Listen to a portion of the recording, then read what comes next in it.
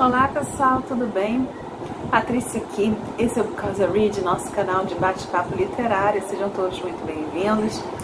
Estamos aqui hoje para trazer para vocês a primeira resenha dos livros da minha listinha de 12 livros para 2024. Consegui terminar o primeiro livro no primeiro mês, dia 31 de janeiro, yes! Ano passado a gente só tava lendo calhamaço e olha, foi uma luta, viu?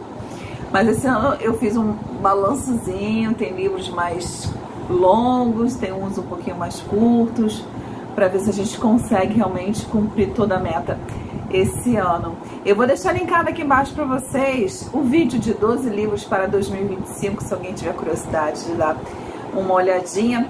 E a gente está falando do primeiro livro, que é Novelas Completas de Lev Tolstói. A gente vai ter aqui Felicidade Conjugal, A Morte de Ivan Ilitch, Sonata Kreutzer e Padre Sérgio, né? Essa edição aqui da Todavia, que tem as 4 novelinhas.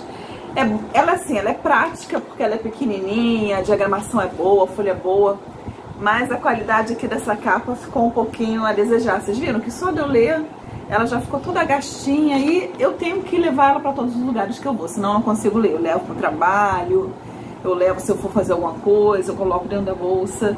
E eu não maltrato não, mas a qualidade aqui da capa não ajuda, né? Mas assim, boa edição, boa tradução, pelo menos para mim, né?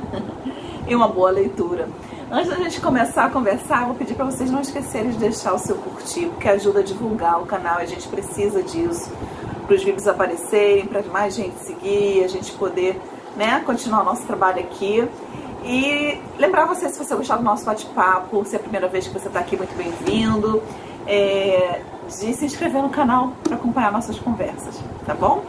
Então, gente, Lev Tolstói, né? Não é nenhuma novidade aqui que eu sou fãzoca de Tolstói.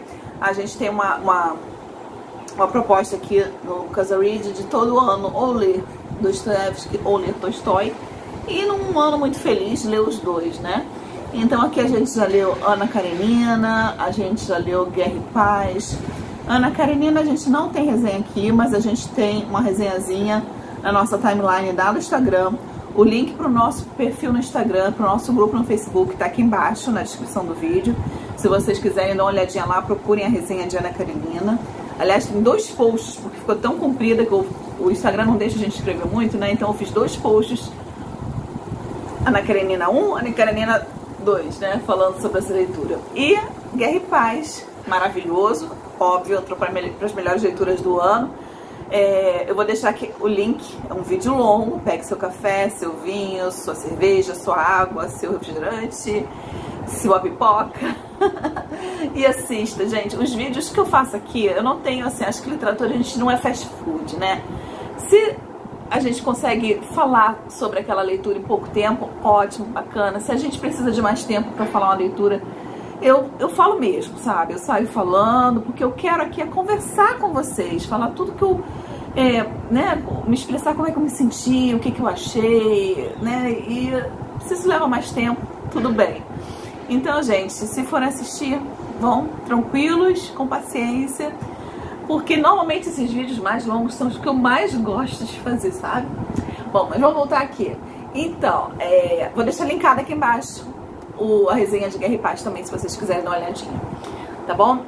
Então tá, essas 4 novelinhas aqui, eu já vi muito falar delas, já vi muita gente falar delas, muita gente elogiando, né? Tolstói foi um dos grandes escritores, um dos grandes nomes da literatura russa, viveu no século XIX, ele nasceu em 1828, morreu em 1910, né?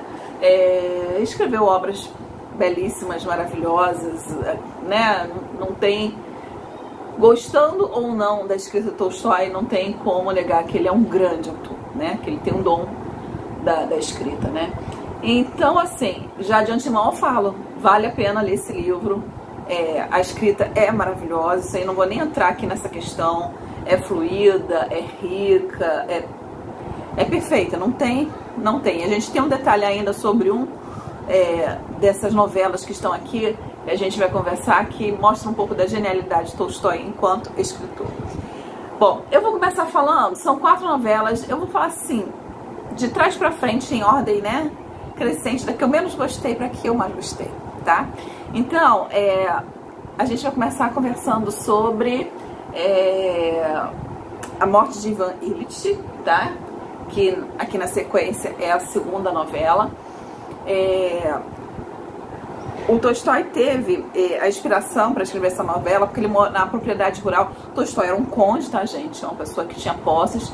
Eles tinham uma propriedade rural. Perto dessa propriedade rural tinha uma cidade chamada Tula. E aconteceu um caso de um juiz que adoeceu e faleceu, e ele usou essa ideia como inspiração para escrever A Morte de Ivan Ilitch, né? Uma outra coisa também, Tolstói tem uma experiência muito próxima com morte, né? Eu nunca li a biografia dele, mas do pouco que eu já ouvi, já assisti, né? Eu sei que ele, primeiro ele foi soldado, ele participou da Guerra da Crimeia, então assim, ele viu a morte muito de perto.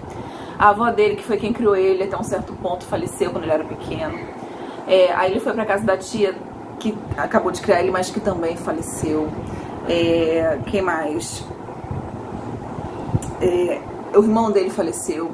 E ele perdeu vários filhos também para doenças, né? 5 filhos, se eu não me engano, do Tolstói faleceram com doenças. Então, assim, é uma pessoa que tem uma experiência muito próxima com a morte, né? Então, a gente aqui vai conhecer a história, né? Exatamente desse processo de doença e morte desse personagem, Ivan Ilitch. Quem é Ivan Ilitch? Ivan Ilitch era um russo que, quando a nossa história começa, já está com meia idade, casado, tem filhos, alguns também faleceram, acho que só ficou vivo aqui uma filha e um filho. Juiz, né? É um funcionário público, uma pessoa que fez uma carreira dentro do funcionalismo público, que foi sempre cavando uma forma ou outra, né, de subir. E exatamente por causa disso, porque ele estava sempre procurando um meio de aumentar a renda dele, de proporcionar uma vida mais confortável, ele tinha os hábitos dele, ele tinha um conforto que ele gostava de dar para a família, na casa, nas atividades sociais, então ele estava sempre procurando um meio de melhorar a carreira dele.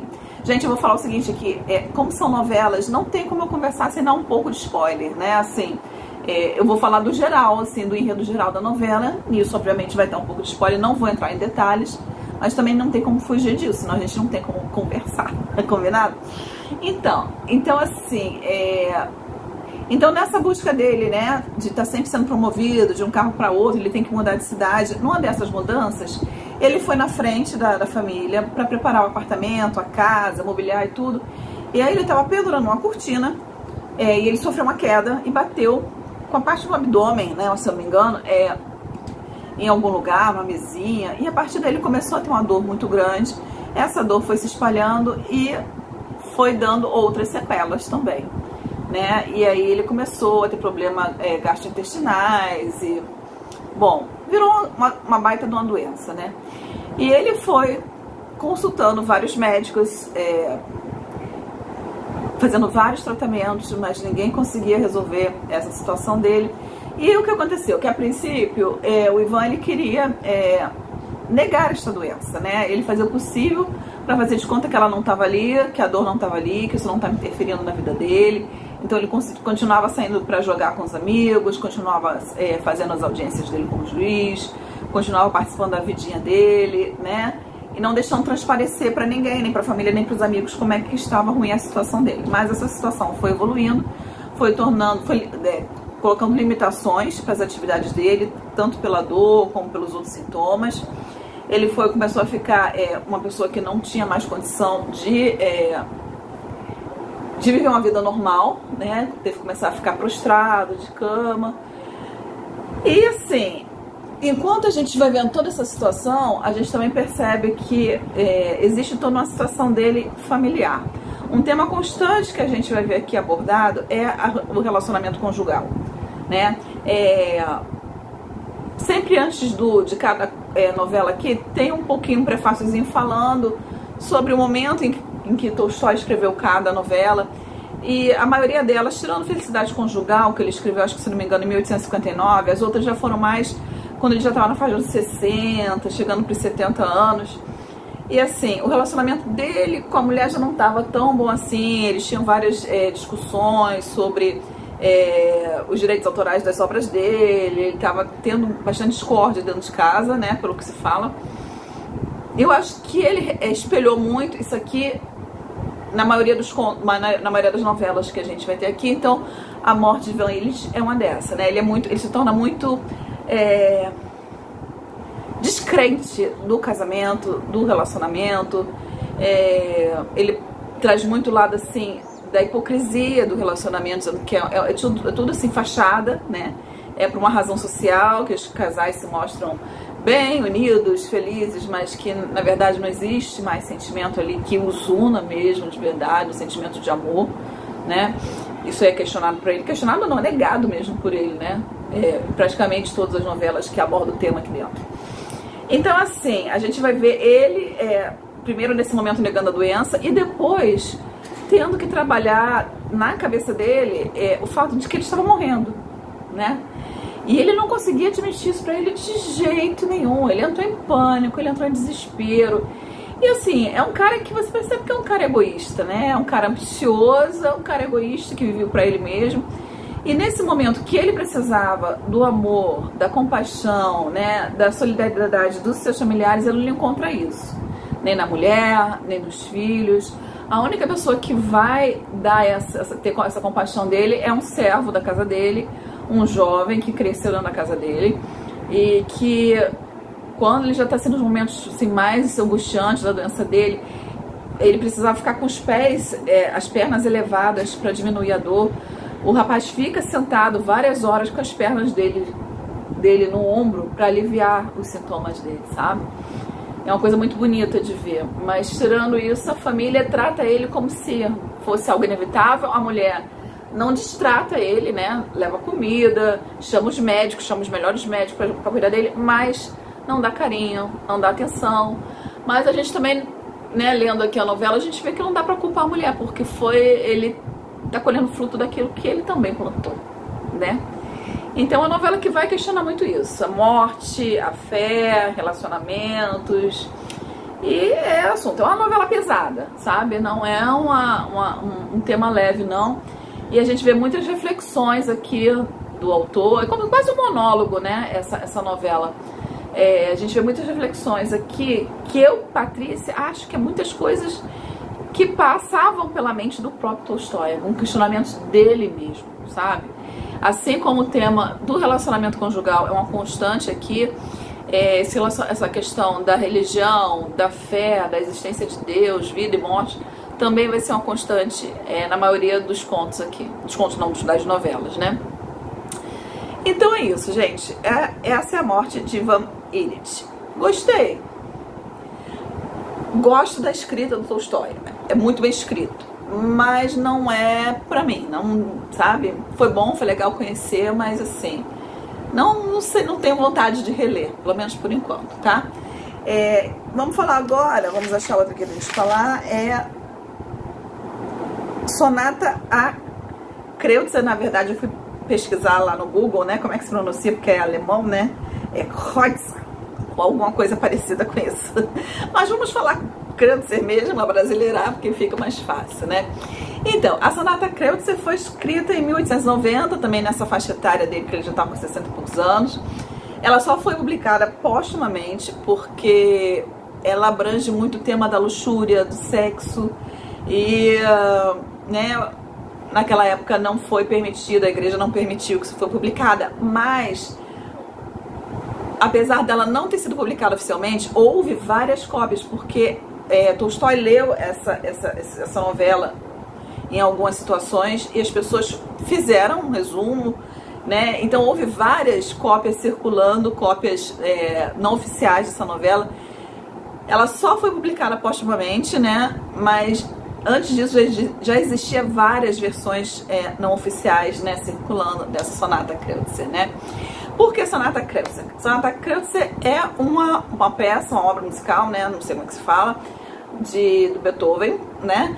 E num evento que Tolstói estava oferecendo na casa dele, estava fazendo recepção na casa dele na cidade, ele convidou várias pessoas assim do meio artístico, então tinha um pintor famoso, tinha um ator famoso, e o filho Tolstói, que era músico, apresentou essa sonata, a Kreutzer. Essa sonata é para piano e violino, né? Então ele apresentou essa sonata junto com outro músico, disse que foi uma apresentação muito bonita, que o Tolstói ficou emocionado e decidiu que ele ia escrever alguma coisa que homenageasse essa sonata a Kreutzer.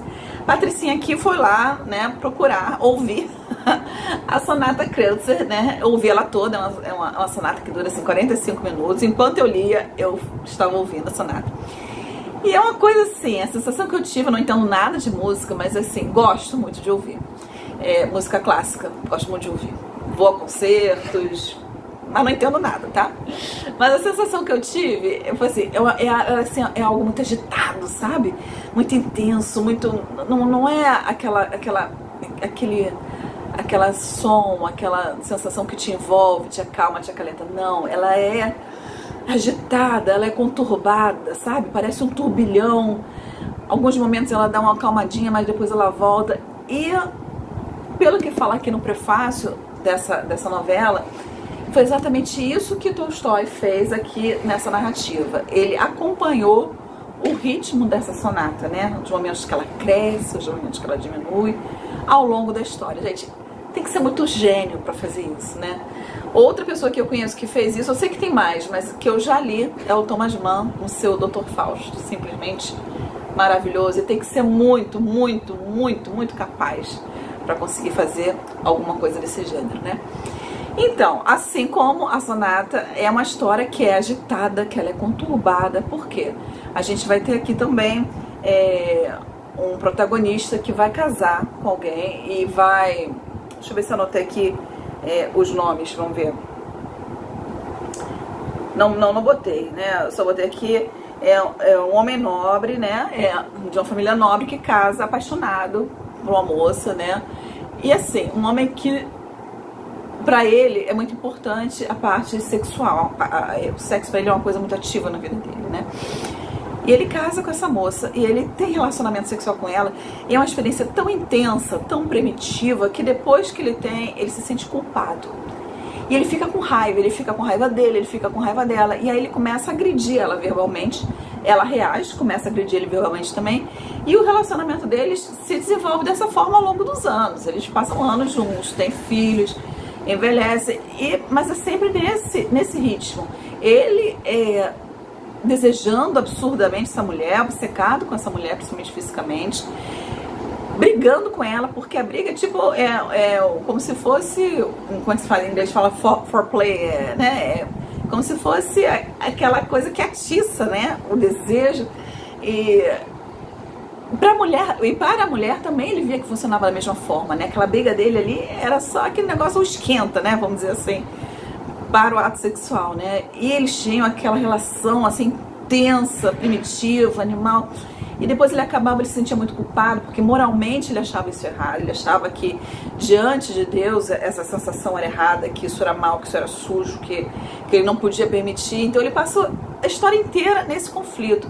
E pelo que eu li também em algum lugar, Tolstói também, antes de casar, ele tinha uma vida sexual muito ativa.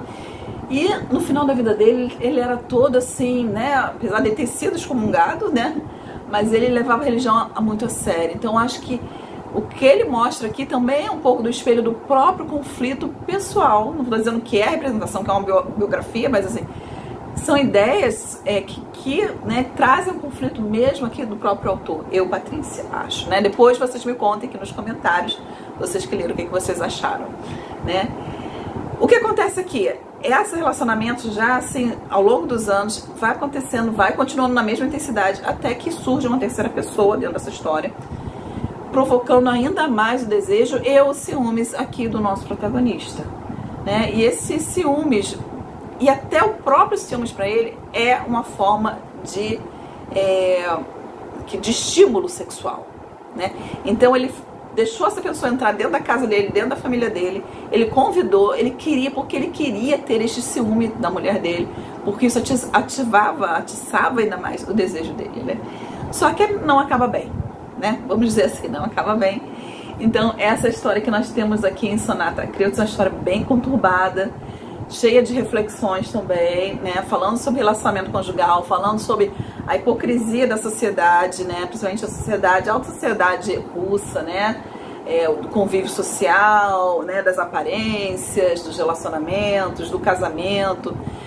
O livro todo, assim, é muito misógino também, sabe? Você vê, assim, todos os protagonistas aqui, né? Colocam uma mulher numa posição bem abaixo deles, né? E acham certo isso. E também isso acho que espelha um pouquinho, não sei, né? Não conheci Tolstói, mas pelo que eu ouço falar, acho que aprende um pouquinho o que o Tolstói também pensava sobre o assunto. Não sei, né? Me perdoem se eu estou julgando errado, se eu estou pensando errado. Bom, que mais? Então essa é a Sonata Kreutzer, ou Kreutzer, né? A gente tem aqui Padre Sergiy, ou Padre Sérgio, essa aqui já é o menorzinho, o conto menorzinho, também foi publicado postumamente. A gente vai ter aqui um rapaz também, um outro protagonista, de boa condição financeira, que se torna um oficial de alta patente no exército russo, amigo, conhecido do imperador Nicolau I, a quem ele admirava muito, né? E ele coloca aqui, o autor coloca no texto que essa admiração era uma paixão mesmo, tá? Ele coloca o nome paixão, ele era apaixonado pelo Nicolau I. E, tipo assim, beijava o chão que o Nicolau pisava, né? E aí chega um momento, determinado momento da vida dele, é um cara ambicioso, que quer crescer dentro da carreira e tudo, e achou que era o momento dele casar. E aí foi escolher alguém pra casar, ele queria alguém de boa condição social, alguém nobre, e achou uma condessa, uma menina novinha, que já tinha rejeitado vários pretendentes. Gente, Rio de Janeiro, de novo, estou aqui derretendo de suor.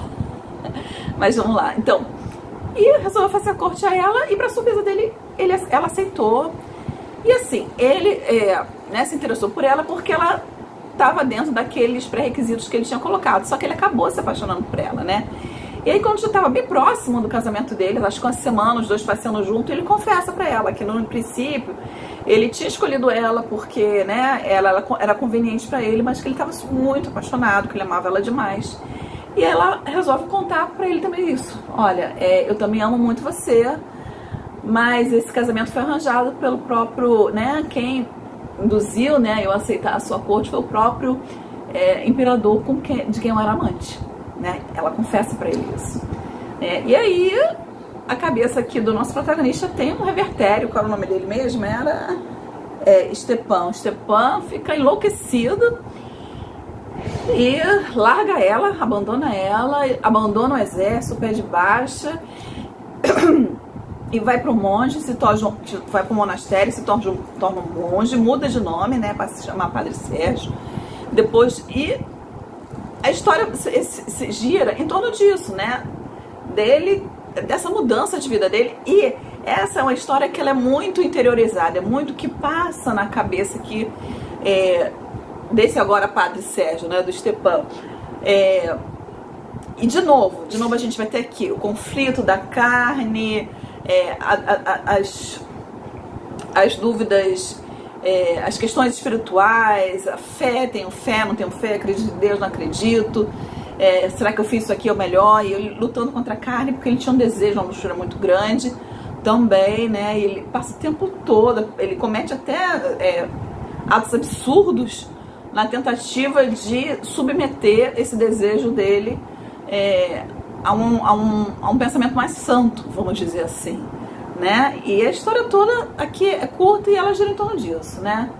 A gente vai passando os anos de vida do Padre Sérgio, ele até se torna um padre eremita, ele sai do convívio das outras pessoas e vai viver isolado numa caverna, numa cela, numa caverna de pedra, para não ter contato com ninguém, para não, só orando, né, praticamente se autoflagelando, não comendo, não se alimentando quase nada, e só de joelhos, em oração o tempo todo, querendo ser santo.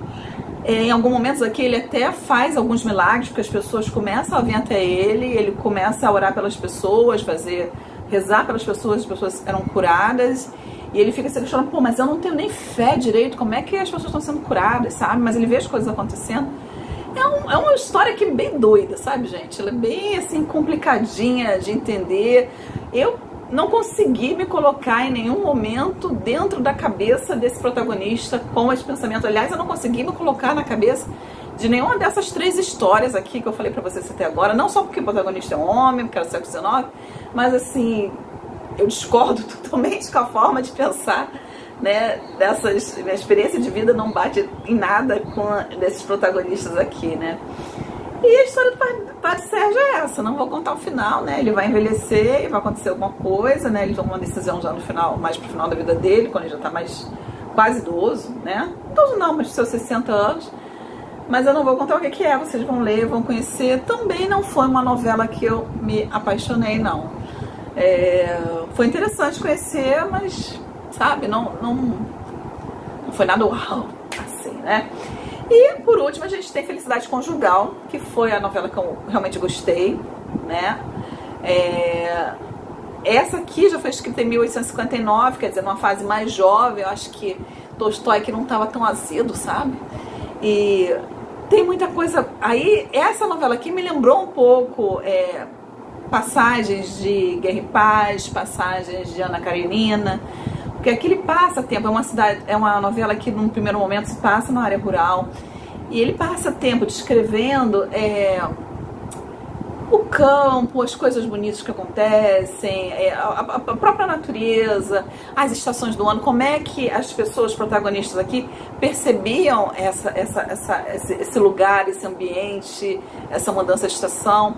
Aqui a gente vai ter uma protagonista feminina, a princípio, que é a Matchenka, né, que é o apelido dela, e o Sergei, se eu não me engano, deixa eu ver aqui, isso, Sergei. E a Matchenka, ela é uma órfã, ela tem 17 anos quando começa a história, ela tem uma irmã mais nova, a mãe dela morreu cedo e o pai dela acabou de falecer, e o pai dela era um proprietário de terras, né, então ela tem uma boa condição financeira, mas ficou só ela, a irmã, e uma serva, uma funcionária que trabalha na casa dela, que criou elas, né, praticamente, continua criando.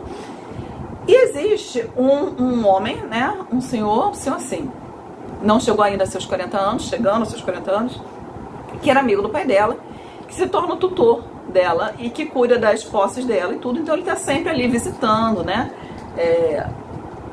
E aí, o que acontece? Ela se apaixona por ele se apaixona por ela, apesar da grande diferença de idade, né, e ele tenta fugir desse relacionamento, né, mas ela não deixa, ela fala pra ele que ela ama, que ela quer, mas ele explica pra ela: a nossa diferença de idade é muito grande, você ainda tem muito pra viver, você ainda vai mudar muito, você vai querer viver novas experiências, já tô num outro patamar da minha vida, essa aqui é a minha vida, uma vida rural, ele é dono de uma propriedade vizinha, né, então assim, é isso, não, é isso que eu quero, isso que eu quero, isso que eu quero. Eles se casam, né? Então, no primeiro momento tem aquela lua de mel maravilhosa, né? Os dois se entendem como se fosse uma só alma. Mas aí, com o tempo, ela começa realmente a mudar, a crescer, amadurecer, desenvolver, ter necessidade de outras coisas, além de ter aquela vidinha rural. Ela quer conhecer a sociedade, ela quer conhecer pessoas. Ela é uma mulher muito bonita, ela quer se mostrar, né? Enquanto mulher, ela é vaidosa. E aí, o marido vê que ela tá infeliz ali na casa rural e se mudam para São Petersburgo, capital, onde ela participa de bailes, e aí ela tem toda a atenção que ela quer, e ela acaba se transformando numa outra pessoa, e o marido vê isso, fica muito triste, o relacionamento deles, que era muito harmonioso, né, perde esse equilíbrio, perde essa harmonia, e o amor que existia entre os dois já não é mais a mesma coisa, né, e aí a gente vai ver o desenrolar deste relacionamento ao longo do tempo. É uma novela que eu gostei mais, apesar de não ter né? Eu gosto de final feliz, né? Não vamos dizer assim que o final aqui é um final feliz.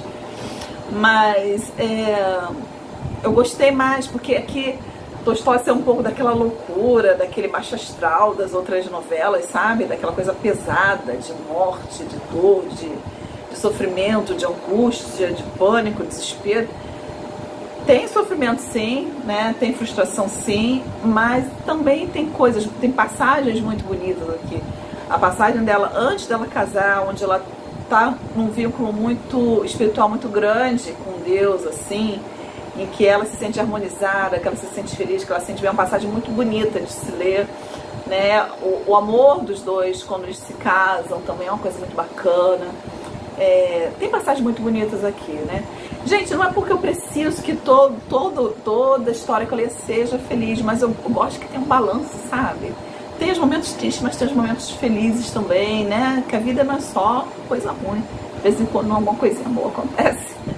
Então, e assim, eu gostei dessa novela. Eu acho assim, é uma novela que quem é casado e quem já é casado há algum tempo vai entender melhor os sentimentos dos protagonistas aqui, tanto do Serguei mais velho como da Matyenka, vai entender pelo que eles passaram, né? Vai entender a experiência deles, vai se identificar com muitas coisas. Esse romance aqui, essa novela aqui, eu já me identifiquei tanto com um quanto com o outro protagonista, sabe? Em vários momentos assim, eu entendi muito bem o que cada um estava pensando aqui. E é isso, gente. Foi uma experiência válida, primeira leitura do ano, foi uma leitura boa. Eu recomendo a leitura para vocês. Se vocês já leram, me contem o que vocês acharam. Se vocês não leram, leiam, me contem depois. Lembrando aqui para vocês que eu vou deixar aqui embaixo o link da Amazon para esse livro, né? Quem quiser dar uma olhadinha. E que a gente está fazendo a nossa leitura do Don Quixote, né? Leitura compartilhada. A cada 15 dias a gente posta um vídeo aqui, a gente está lendo aos pouquinhos, tem um cronograma. Vou deixar linkado aqui o primeiro vídeo também de Don Quixote, um vídeo de introdução. Até agora a gente tem um vídeo de introdução e um vídeo da primeira meta. Eu vou deixar linkado aqui o vídeo de introdução, que é onde tem o link para os livros, onde eu converso um pouquinho como é que é essa leitura compartilhada, tem um cronograma. Quem estiver interessado ainda em ler, dá para começar a ler. Se você quiser começar a ler agora, não tem problema, porque os vídeos estão salvos numa playlist Don Quixote, tá? Então, assim, você pode olhar lá o cronograma, cumprir a primeira meta, e aí quando você cumprir a primeira meta, você assiste o vídeo, porque ele está salvo lá. Não deixem de comentar o que vocês estão achando da leitura, combinado? Então é isso, pessoal. Muito obrigada aí pela companhia e até a próxima. Tchau, tchau.